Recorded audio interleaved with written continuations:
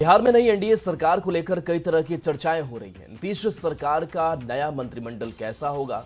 CM Nitish अपनी नई cabinet में किन चेहरों को जगह देंगे? क्या नीतीश कैबिनेट में नए चेहरों को शामिल करने के लिए कुछ मंत्रियों की छुट्टी भी हो सकती है? इस पर कई तरह के कयास लग रहे हैं। क्या होगा नई एनडीए सरकार में मंत्रिमंडल का फॉर्मूला? इस रिपोर्ट में देखिए।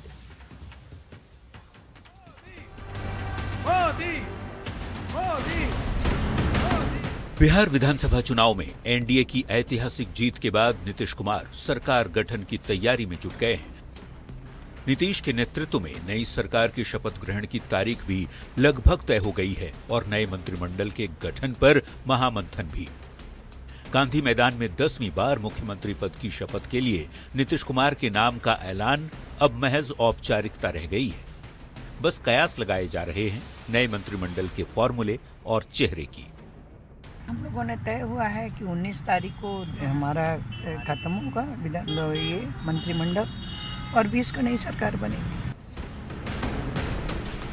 बिहार में नई सरकार गठन को लेकर तस्वीर अब काफी हद तक साफ हो गई है। सूत्रों के मुताबिक एनडीए गठबंधन ने मंत्रिमंडल का फॉर्मूला लगभग तैयार कर लिया है।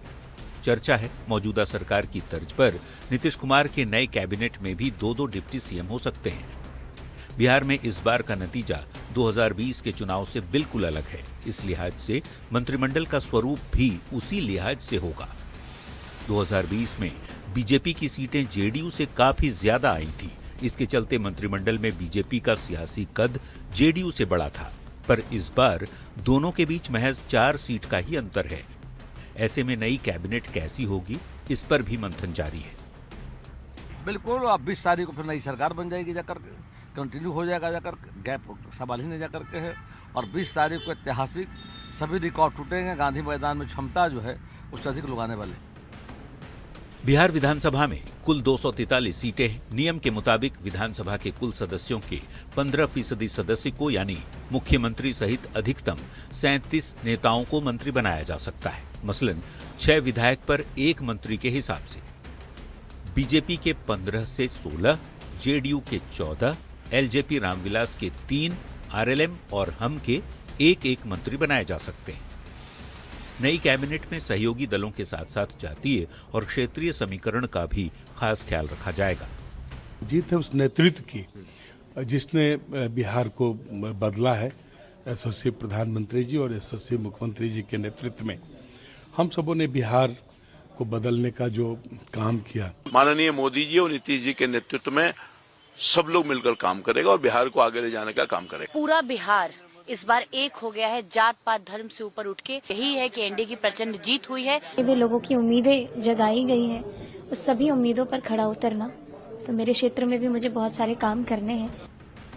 नतीजे के दिन दिल्ली में प्रधानमंत्री नरेंद्र मोदी के भाषण के बाद इस बात की चर्चा तेज है कि इस बार नीतीश सरकार का चेहरा काफी अलग हो सकता है।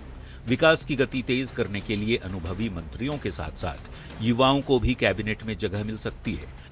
लिहाजा कई नए चेहरे मंत्रिमंडल में शामिल हो सकते हैं और कुछ पुराने चेहरों की छुट्टी भी हो सकती है। सीट बंटवारे की तरह बीजेपी और जेडीयू के बीच मंत्रिमंडल में 50-50 का फॉर्मूला और कुछ विभागों की अदला बदली भी हो सकती है। ऐसे में ये देखना होगा नीतीश की नई टीम का स्वरूप कैसा होता है, जिस पर सभी की निगाहें टिकी हुई हैं। पटना संवाददाता आनंद अमृतराज के साथ ब्यूरो रिपोर्ट, न्यूज़ 18।